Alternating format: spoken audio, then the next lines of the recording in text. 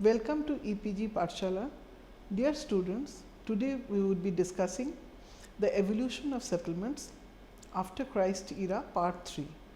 That would include the Gupta Empire, which extended from 320 to 550 AC or after Christ era, then Roman Empire, which extended from 27 to 476 AC, and the medieval Europe from 5th century to 15th century AC.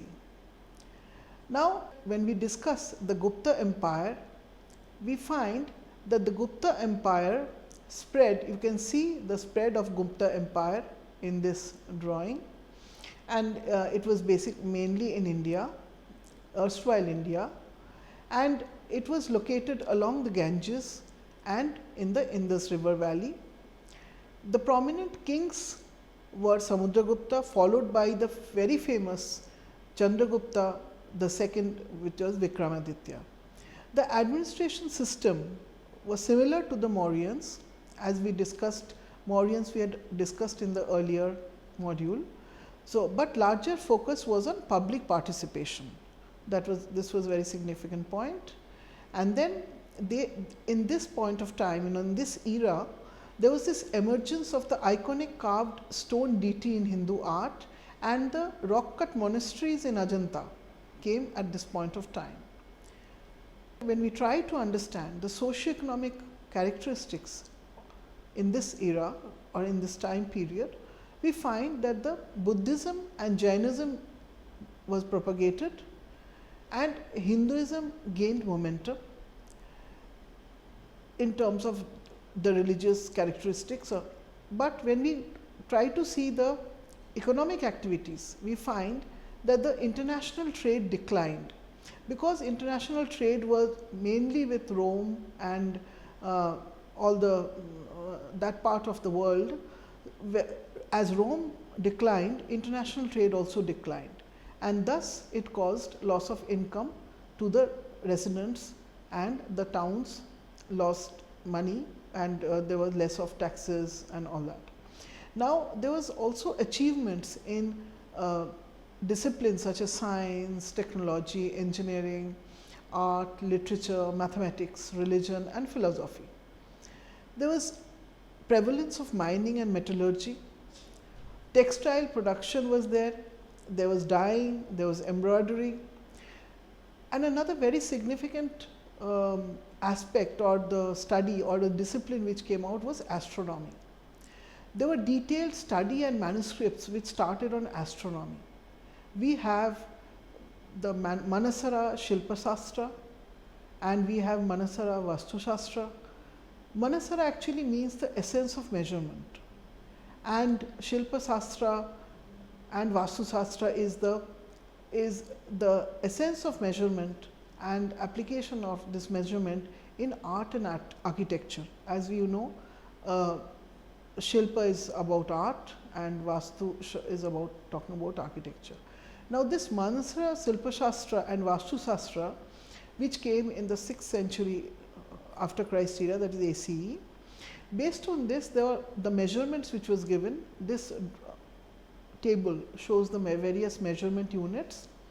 There was these units like Paramanus, and 8 Paramanus formed one Rathadhuli, that is the cardus. So, there were a lot of, and as you can see the last one, that there are 8 dandas which formed a Rajju, that is string. So, based on finger, based on rod, based on string, these measurement units were formed. Now, coming to the site planning, that means coming to the how or basically the architectural or the town planning aspects which were involved and which came up with this Manasara, we find that there were these various considerations for site selection of any building. So, we find that orientation, then layout with the center, that is the Brahmasthan. So, this sort of considerations, then the placement of the buildings, then the proportions pertaining to the buildings, Then the building materials, sustainable systems, all these are included and are put forth in the Mansara Vastu Shastra, because site related to architecture, so Vastu Shastra. Now, when we go to the way back in that time, we see that land use was one, that means the land was categorized into arable lands, that is cultivable lands, which we call as cultivable lands today, arable lands, then forests, then reservoirs, then mines and other lands. And in arable lands, there were crown lands, there were private lands, there were pastures. In the forest land, it was a productive land and as at the same time a non-productive land. And productive is for produce, and then there were elephant forests. Then non-productive land, they were reserved for aesthetics, then recreation, for wildlife sanctuaries. Non-productive is a more passive use of that area. That's why for aesthetics or saints or aesthetics and for recreation it was used. Then reservoir was a crown property, that is crown property is about the monarchy, about the king's property. So, crown property and the rest was a private property. There was another classification of private property also. Next was the mines. Before going to the mines, reservoirs also referred to actually water bodies. So, there was the water bodies which was owned by the kings or the monarch or the monarchy, and there were also water bodies which were private property. Now, we come to the mines. Now, the mines were also the same thing. It was owned by the kings or the emperor or the monarchy, and second was leased to private operators, the second category.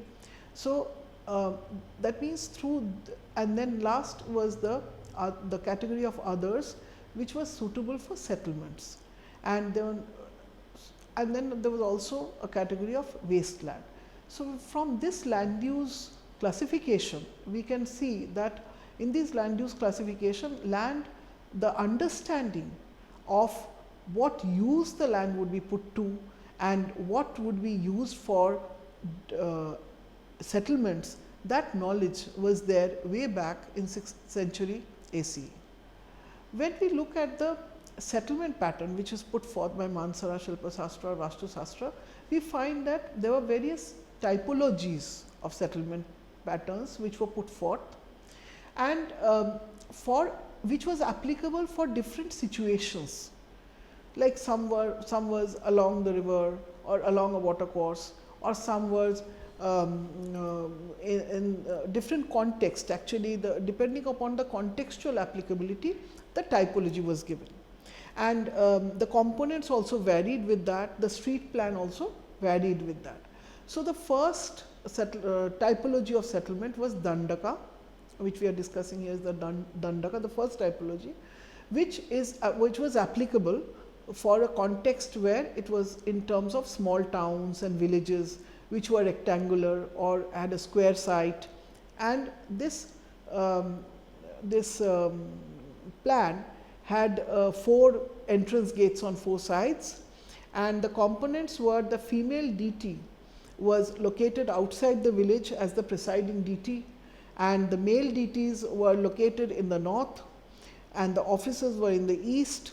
So, there were certain directional principles also of locating these deities or these offices or what significant uses of the land also depended on the directions.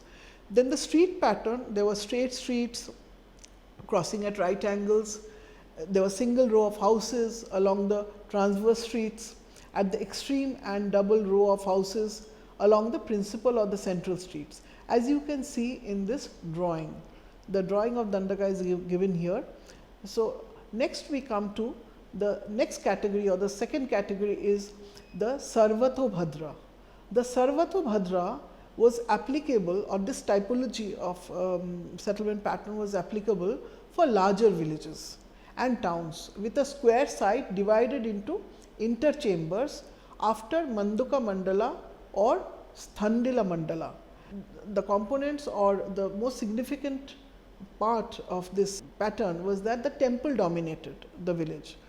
Then there was single row of houses on internal streets and double row along the outer streets, and there were varying houses for all classes of people. You can see in the drawing shows the essence of what I am speaking of.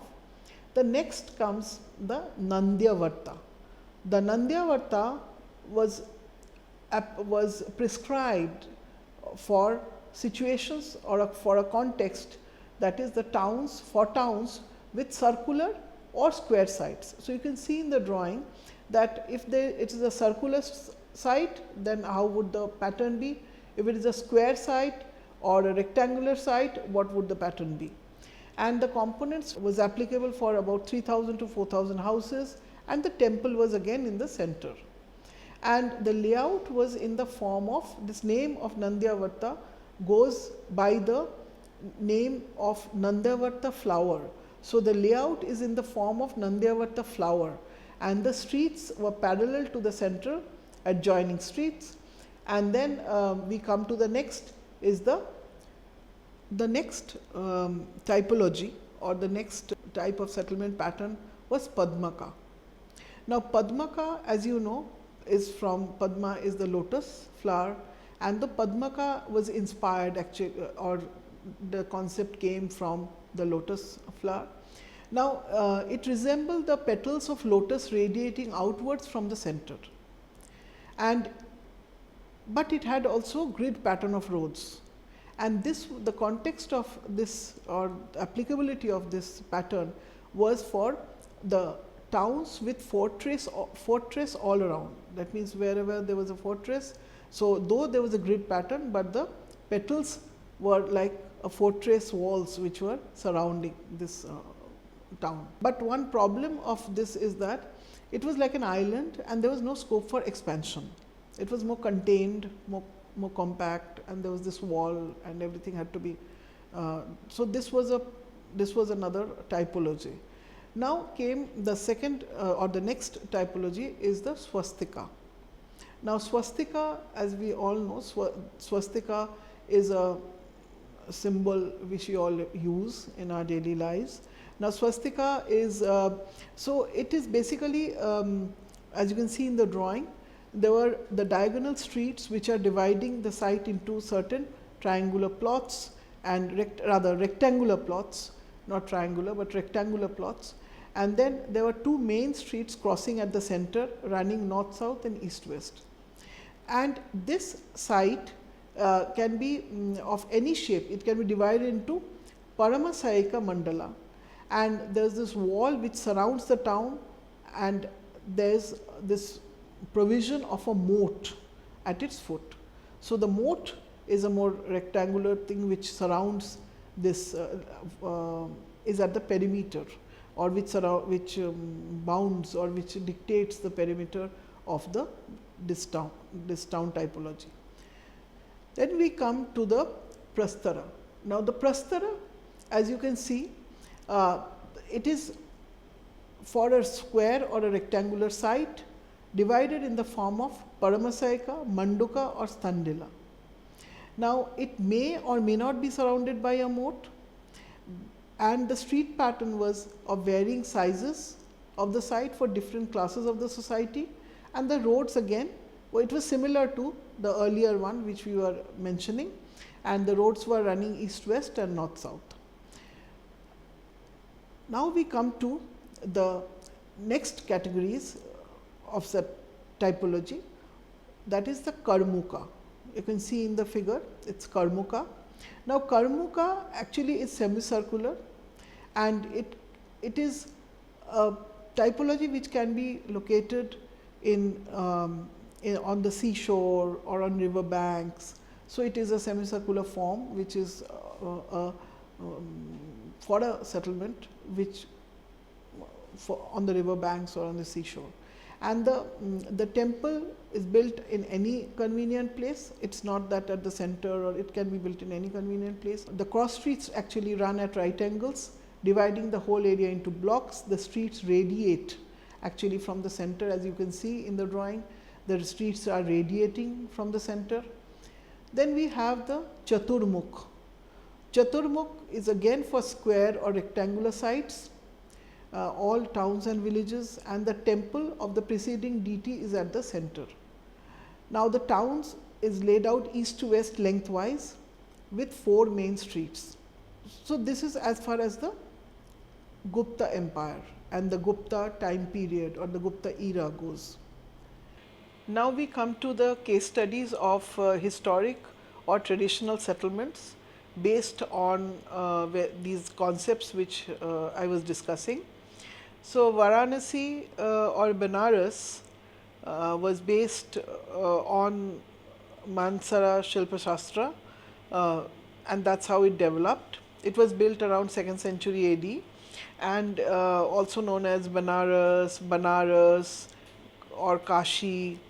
So, it is a famous Hindu holy city situated on the river, on the banks of the river Ganges in the state of Uttar Pradesh. And in present day Varanasi, it has a high concentration of pilgrims and tourists from all over the world. It is now a famous religious, traditional and a commercial center. It was initially ruled by the Hindu rulers and then by Mughal rule, followed by British as cantonment township. The settlement, as you can see in these drawings, Varanasi was came up between the 2 rivers, that is Varuna in the north, as you can see in the figure, and Assi in the south in figure 1. And the settlement developed along the river Ganges, and it was initially a port town built along the river. It had a radial layout of roads with multiple foci, that is you can see in the figure 2, and then there was caste based distribution of population in concentric circles, and the inner belt of development were for higher castes in close proximity to the temples.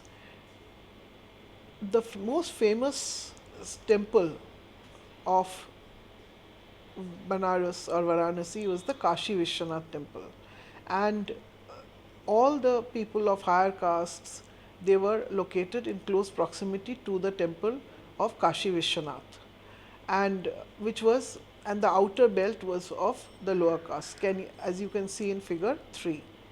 Now, the drawing of Benares in 1822 shows the organic growth of the city in due course of time. So, it spread away from the river within these 2 rivers, that is Varuna and Assi.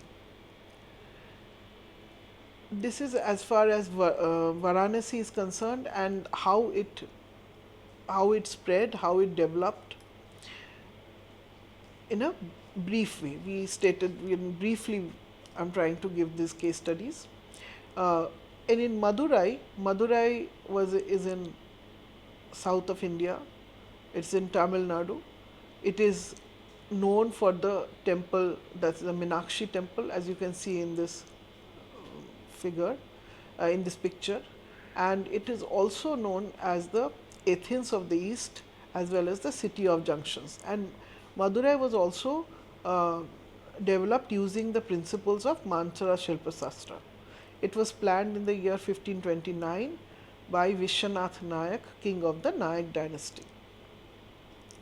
Now, if we look at the settlement planning of Madurai, we see that Madurai had this a rectangular form, which is this temple, that is the center, that was the focus of the city, and you can see in this figure, and it was designed as per, as I said, Mansara Shilpa Shastra. It is basically the Rajdhani plan. So, there was a 5-fold concentric rectangular formation around the temple core, and these figures show that, and there was a walled city with a moat, and then the settlement pattern was based on caste and occupational hierarchy. The hierarchy of street pattern with street width, in fact decreasing street width. There was a hierarchy of street pattern with decreasing street width as they branch out.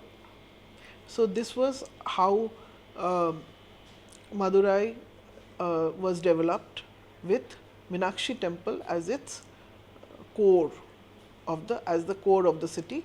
And then we come to the third case study, that is Jaipur, which was also based on the principles of Manasara Shilpa Sastra, planned in the year 1727 by Maharaja Savai Jai Singh, and Vidyadhar Bhattacharya was the architect, or the Sthapati, what we call as the architect, and the city is built in the form of a 8-part mandala known as Pithapada. You can see in this figure, there was these 9 squares, city was divided into 9 squares, and basically because of the hill, one of the squares were not so it could not have the square. So, that square came in towards the eastern side of the city. So, the placement of one of the squares. So, from the hill it came to the eastern side of the city, as you can see in these figures, and city was planned keeping in mind the Vastu Shastra. Now, regarding this city, as you can, it is a grid iron pattern. So, 9 square with a grid iron pattern, and it had considered the sun path, and then it has considered the wind direction. So, these were the climate conscious planning was there long before we had our modern planning concepts. In 1727 we had these concepts. Now, you can see in this figure the street hierarchy of Jaipur. It was grid pattern, so planned as sectors separated by wide streets, and there was a hierarchy of streets. The first order street defined the sector size, and the second order street defined the neighborhood or the block.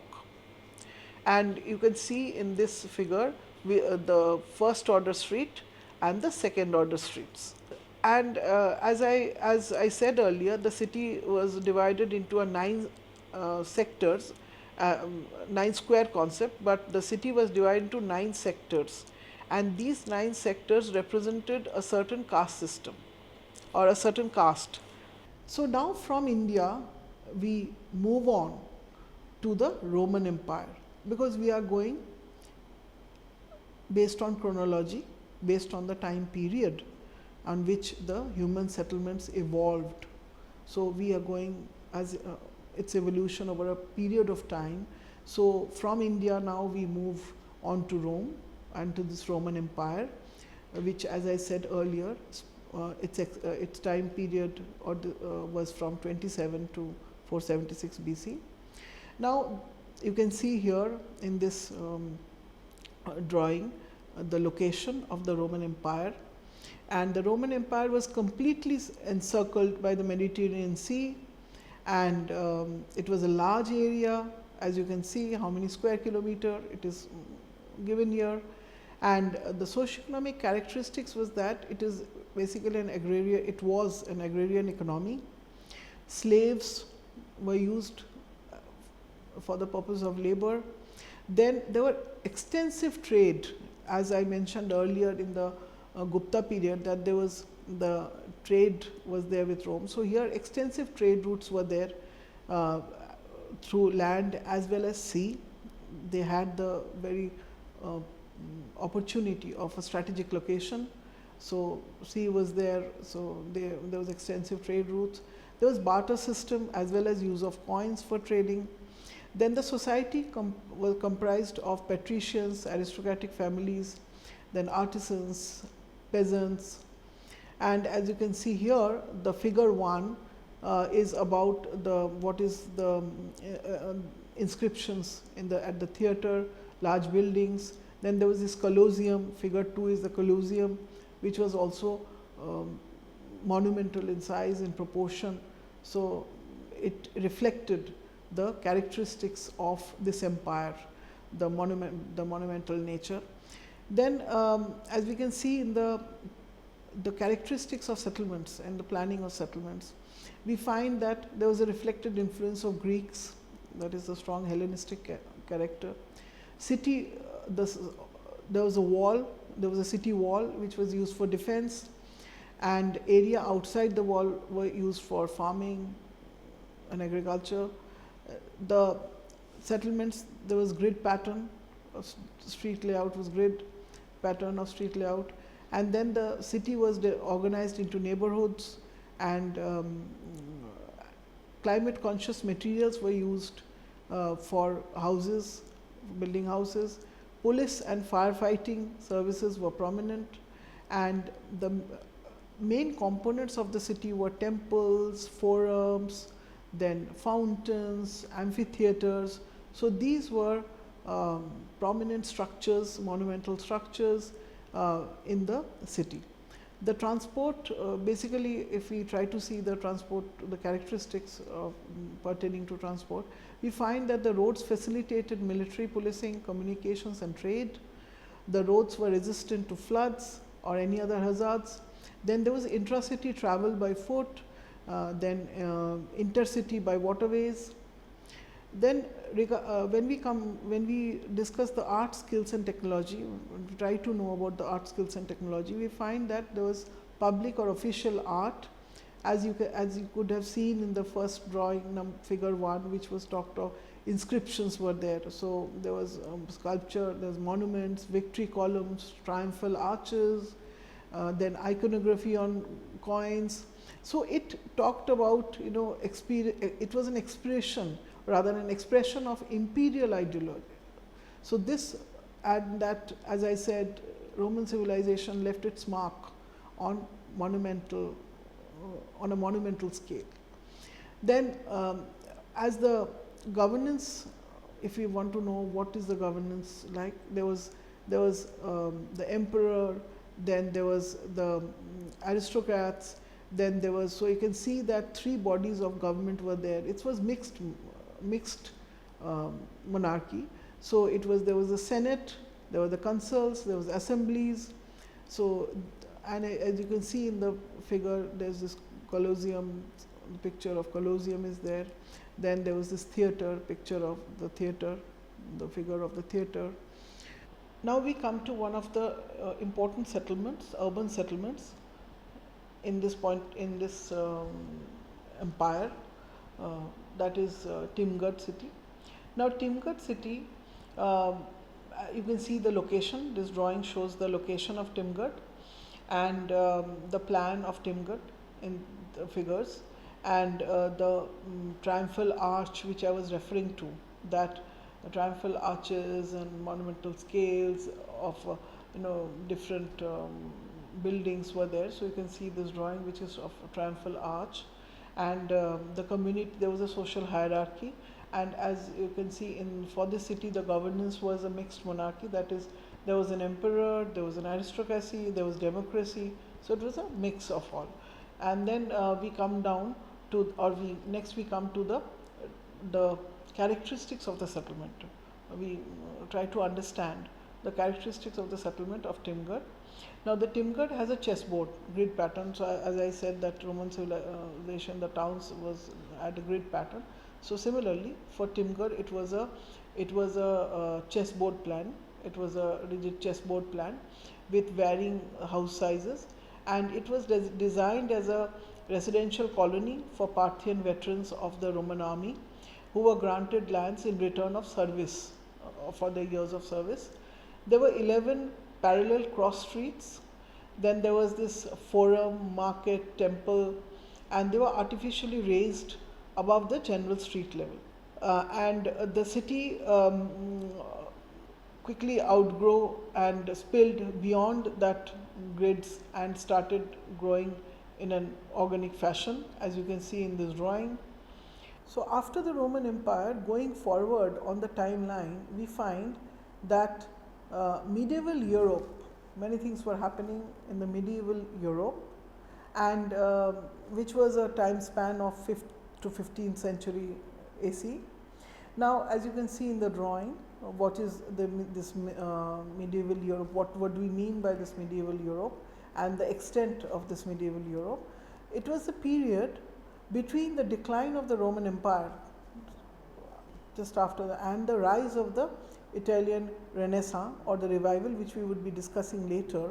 So this term, which we call as the Dark Age, so this span of time between the decline and between the arrival or the revival or the Renaissance coming, this was this Dark Age, and literally no great construction or development was there at this point of time, or at this era or at this period, and Western Roman Empire and Europe was in decline, and then there was this there was a shift of capital from Rome to Byzantium, that is, which is also known as Constantinople, and so Byzantium Empire came, and there was this rise of feudalism.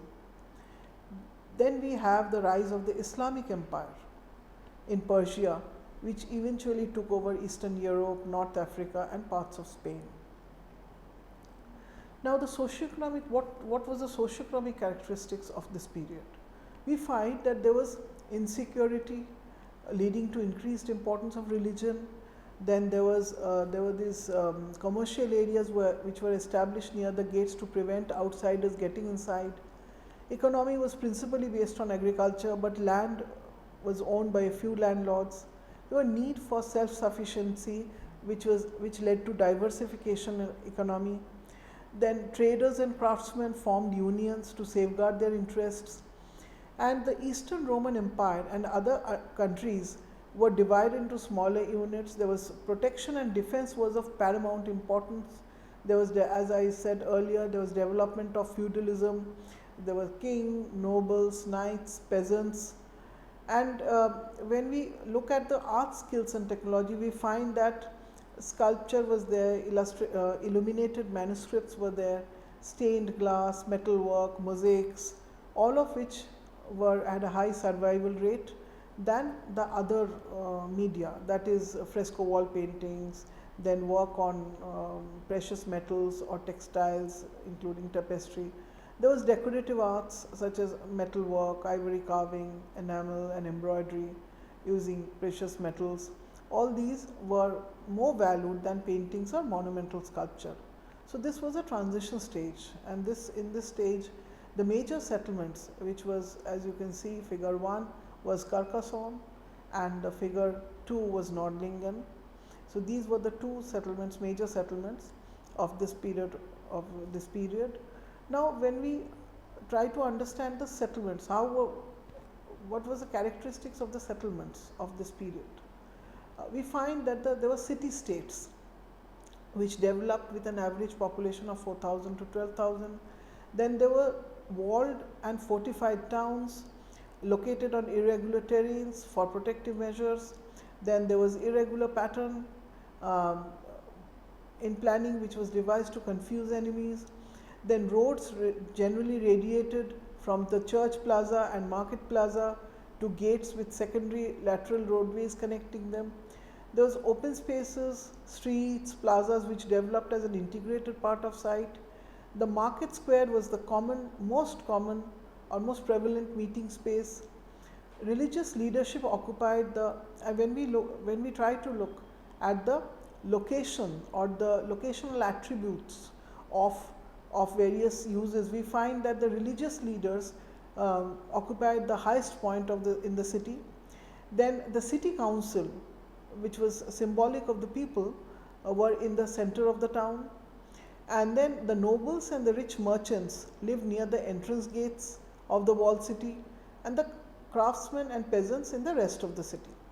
There were closely packed buildings, and lack of open spaces resulted in intolerable congestion, lack of hygiene and prevalence of pests. The medieval Europe was also categorized, as you can see in these pictures, by cathedral, by church, by monastery, cloister. So it developed out of as you can see, the cathedral, church, cloister, monastery, the bishop's seat, which is the principal link between Roman and medieval cities that attracted the Christian settlers, and it started usually at the entrances of the precinct, then it fanned out along roadways in a radioconcentric pattern. There were fortresses, that is royal castles, palaces, princely courts, a radioconcentric growth pattern centered on the castle as a nucleus, or castles as nuclei. Then in the early medieval period, castle was a symbol of dominance and an object in the landscape, and in the later medieval period, it became a part of the town, filled with merchants, tradesmen, craftsmen. It got integrated into the urban landscape, though it was still dominant, but it got integrated. Previously, in the earlier period, it stood out as a separate entity. Now, the historic towns, if we see the historic towns, the old Roman towns resurrected through the growth of its remaining inhabitants and immigrants. Then, when the decline of the Roman Empire, historic core, which was high density housing areas and historic core, that was another nuclei. Now, this was followed by the Palatinate or the Pfalz. Now, the Palatinate or the Pfalz was ruled by a court palatine, that is a nobleman, who was granted jurisdiction over his territory, and this attracted many merchants, artisans and servants. There was relative freedom and fewer tiers of authority. Then the next nucleus was the marketplace. The marketplace was at the intersection of a trade route, that is the business centers, and there was this growth. These were the growth points from where the settlements developed. And then there were these independent settlements which had special rights and privileges to market and law courts. So this was the nuclei around which the settlements of this period developed. So now we discuss Carcasso. As you can see in the drawing, the location of Carcasso, map of Carcasso, how it was planned, and so when we come to the settlement characteristics of Carcasso, we find that it was it dated back as early as 3500 BC, but it became in medieval control in this period of time, and it had a population of about 4,000. There was a castle with a defense wall and a moat, as you can see in the drawing. Then there was this Roman heritage, their ideas of law, organization and administration of cities, city life, and this municipal organization all were preserved. Or there was the map also shows that it was organic layout of the town with the church of Saint Nazar at the end. There were marketplaces near the town gates. There was this distinct social class of royalty, priests and peasants. Then, as I said earlier, as I was discussed earlier, there was a mixed monarchy in terms of governance. That is, there was this emperor, there was this aristocracy and democracy also. Now, the next example of settlement of this period is Nordlingen. So Nordlingen, as you can see from the drawing, its location you can see, and in the world map, and the map of Nordlingen also is here. You can see that there is a radial pattern of irregular roadways because the town was organic, the layout was organic. Then the church plaza was the focal point of the town or the nucleus, and then there was this free town under the Roman Empire. It played an important role. Nordlingen played an important role in trade, and there was a wall around this town surrounded by a moat. Again, the community, there was this distinct social classes, and the governance was, as I had mentioned, it's similar to what was there for Carcasso or for any other settlement of this point of time. Now, the medieval Europe, or this end of Middle Age,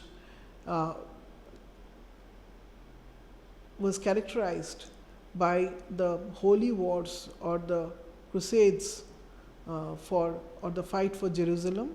And then there was this Black Death, that is a plague, the bubonic plague and the pneumonic plague, which entered Europe along the eastern trade routes between 1347 and 1350, and it eliminated a large proportion or large part of Europe in terms of the large number of people died, and the feudal system became obsolete, and then there was this war started between England and France, and as you can see this in this drawing, which shows the various time periods, what is.